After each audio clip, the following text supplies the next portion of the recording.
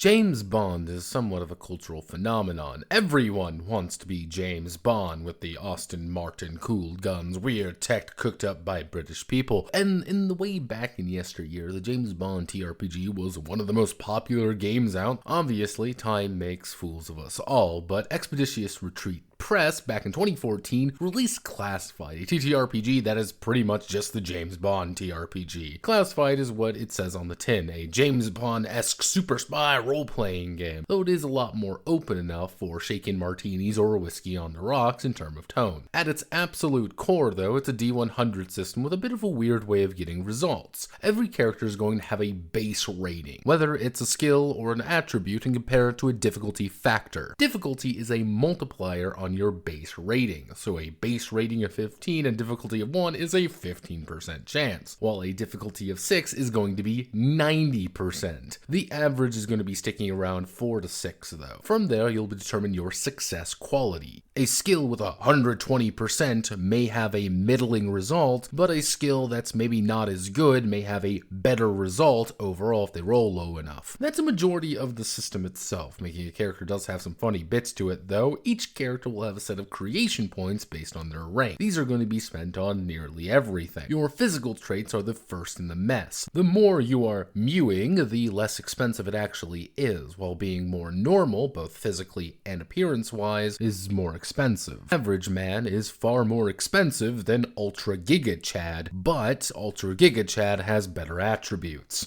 Most characters have the basic skills of charisma, driving, connoisseur, and their native language, but also an ability set at 20, which is kind of like your gimmick. So your mewing manlet may be an expert at mountaineering, or science, or driving, or anything similar to that. From there, you pick a weakness or two to bump up the number of creation points you have and give yourself some flaws to play around with. Then we move on to a career. Each year in a career grants you 2 creation points for one of the listed skills you have, with each year also granting you a field of expertise and more reputation. It costs 2 creation points to actually buy a new skill rank, so it's pretty much +1 skill rank per year, or a 5-year stint for a rank 1 skill. Pick up some gear based on your intelligence agency of choice and away you go. Characters aren't all that complicated. As long as you can find your base rating, all the GM does is assign a difficulty rating and makes it harder if you're not trained in something. The skill list is extensive, but all of them feel like it's something you have to do to get across the feeling of being a super spy, though picking up firearms or hand-to-hand will be very useful for every agent. Reputation, though, is a very important mark of a character. The more well-known you are, the easier it is to figure out who that person is. John Normal, who keeps a low profile, is nearly impossible to identify, while 006 and a half, who kills everyone and looks like a manlet runway model, is probably going to turn more heads. You can reduce it, but it is a very complicated process and may involve faking your own death for that authentic super spy's feeling. But to reinforce that feeling as well, it does have hero points. Characters can spend their hero points to bump up a success level, though they have to be pre-spent before a roll. So rolling a 1 and getting a perfect result may result in losing a bunch of invested hero points. Getting these depends on the style of gameplay. Grittier stories find them a lot harder to get, while more heroic ones are you're going to be flush with them. But what does combat actually look like though? Well, if you've been paying attention, you already know what to roll and how to do things. The declaration phase is what every character is going to be doing in reverse speed, but then it will resolve based on speed. A slow character may choose to run across an alley or zigzag away, but they might also get popped before they finish it. Though this may also result in a draw, forcing both sides to quickly draw their guns instead of doing an action. Combat is very deadly though, with the weapon's rank determining what damage it's actually going to be doing. This leads to pain resistance. One of the stranger mechanics is that when you take damage, you'll take a wound, stun, light, medium, heavy, and finally incapacitated and fatal. All of these require a roll to take action while under it. Being stunned isn't hard to break out of actually, unless you just roll badly. While the pain resistance roll gets harder every time one does get a wound to do anything. Worst case scenario is it's not really a death spiral, but more of a death don't do anything for a while. Combat is discouraged quite a bit in this game. There's the full chase, social interaction, and a lot of other little subsystems, but the main premise of the system still remains. The game then throws a ton of enough stuff at you to trick out your Tata Nano with a bunch of seemingly random gizmos that you definitely need to win. Classified is built knowing what it wants to do and does a damn good job of doing it. Every part of the game is built for that spy fantasy while letting you tweak and edit things as much as you see fit. The game is good, damn good at what it does, but without much else, you're going to have to do some legwork to make Metal Gear Classified or something more exotic. But if you want cheesy Bond stories or even the Bourne Identity 7 Born to Die or one of Tom Clancy's 9 million novels, then yeah, it does a pretty damn good job. My name is Notepad and this was Classified. If you like what I do here, feel free to like, comment, and subscribe. Many thanks to the upper management of Midnight 13 for their continued support of our clandestine operations. Godspeed and good luck, agents.